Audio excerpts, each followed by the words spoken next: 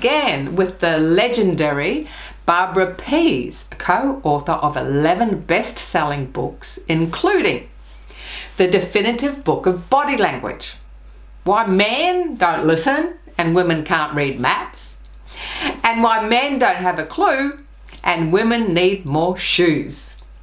Barbara has 6 children and 9 grandchildren.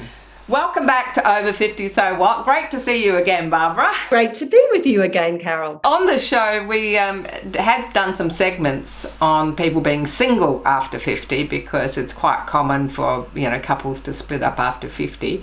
So what would you say, or what would you suggest as top tips for developing a strong relationship over time? Well, the first thing, if you're looking for another partner, is I want you to make a list. I want a list of the top 10 things that you want in a person.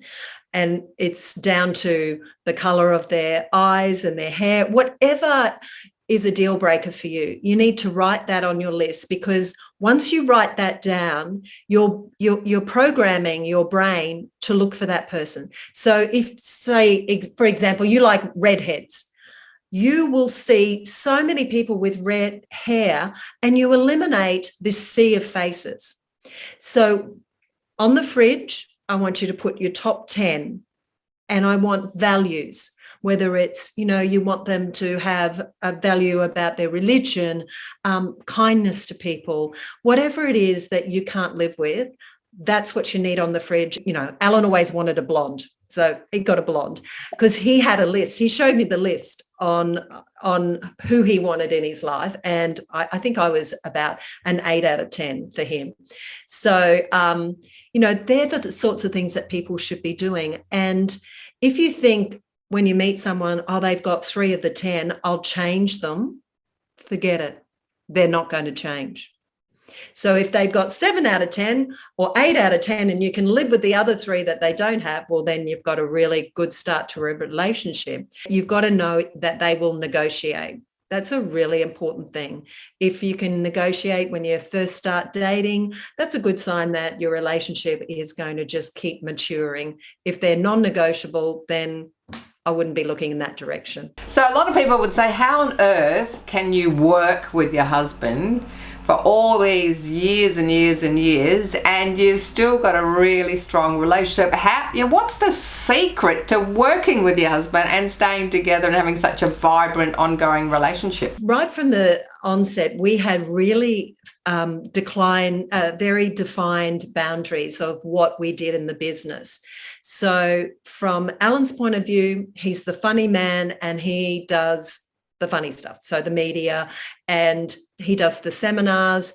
And so that was his job. And I never stepped into that role. Okay, I do now. We do conferences together and I do media with him, but it's always been his area. And my area has been doing everything else, which I love. I'm a paperwork queen. I love creating. I love doing deals. So he's never stepped into my area unless I say to him, I'd like to talk to you about this situation. So we'll sit down and we'll talk and we'll nut it out and we come up with the best solution.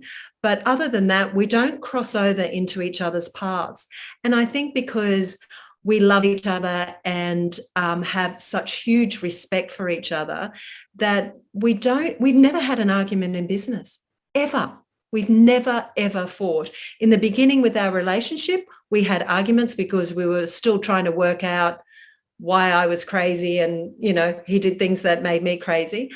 Negotiation is the biggest part of our friendship, our love, our everything. And if we get stuck, we'll agree to disagree and say, let's meet tomorrow and discuss it when we've both had time to digest it. There's no winners in our relationship. It's whatever feels good for both, because I don't want to win all the time. And I don't want to be married to someone like me. I would find that boring. And so I challenge him every day. He challenges me every day. And we love what each of us bring to the table. So tell us about this photo you take every 10 years in Italy. It's something very personal to us. We loved Portofino when we first went there and we took a photo. And then every 10 years, we would always go back to celebrate either a birthday or something special. And so we took our second photo. And then when I turned 60, Alan said, what do you want to do? And I said, I just want to go to Portofino again. And so we went there. And so that's our third photo. And I said, right, for your 80th birthday, we're going to go back and take the same photograph. So it's just something that reminds us of where we started and how we keep traveling, and we're still doing the same thing. And our love is still amazing. Yeah, it's just kind of cute. So getting back to the physical side and health side, we do a lot on the show about health, physical and mental health. How do you keep yourself physically fit? We do exercise every day. I've got an Apple Watch. I need to get to my 10,000 steps. I have to do 30 minutes every day. And I like to get to about 3,000 kilojoules.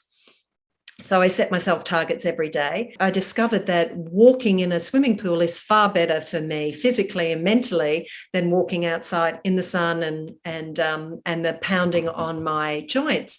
Anyone looking at me would go, oh my God, she's a nut job, because I'm using my arms, I'm using my legs, I'm using weights, I'm doing everything. Everyone knows that when I'm in my pool, that's my time. That's my time to just relax and look around, look at the trees, do my exercise.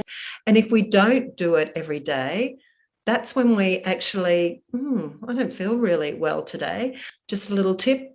Exercise, good for the brain, good for the body. Now, you do some personal coaching to help people achieve their life goals. So what are your top tips, say your top 3 or 4 tips to how people can make the most of life after 50? 50, 60, 70, 80 is just a number. So my top tip is pick your number. I've picked mine. I'm 28. I mightn't look 28 in the mirror, but I don't care. That's my number. And I don't listen to anyone who says, oh, like my mum too, she says to me, you're 60 now, Barb, you should cut your hair.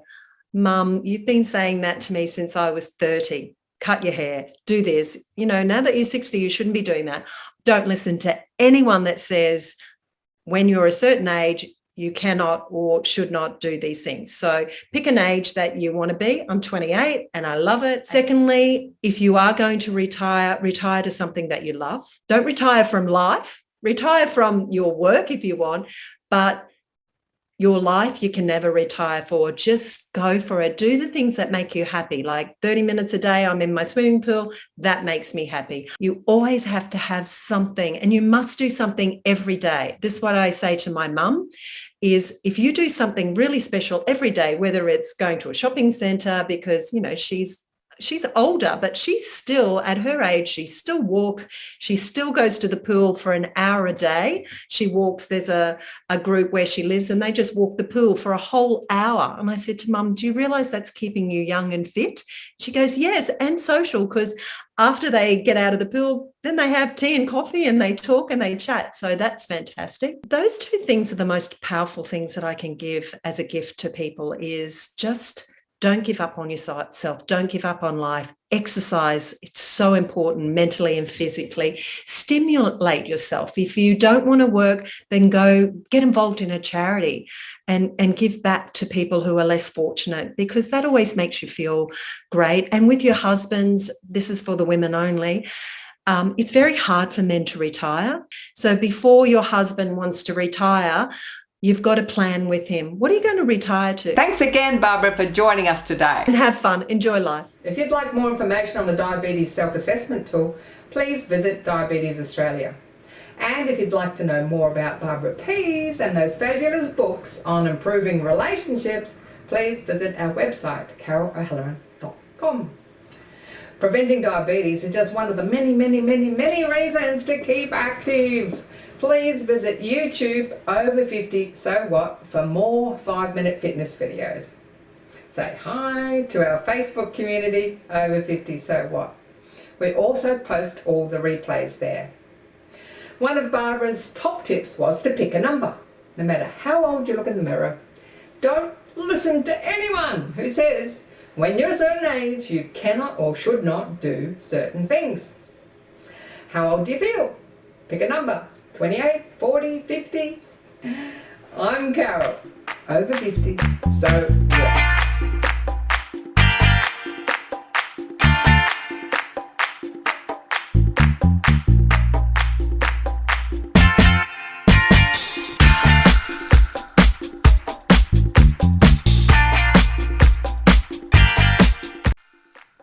Thanks for watching our TV show. Be sure to hit subscribe and then you'll never miss an episode. Jump on Facebook, join our group, get in on the fun, fitness, wellness and inspiration. I'm Carol, over 50. So what?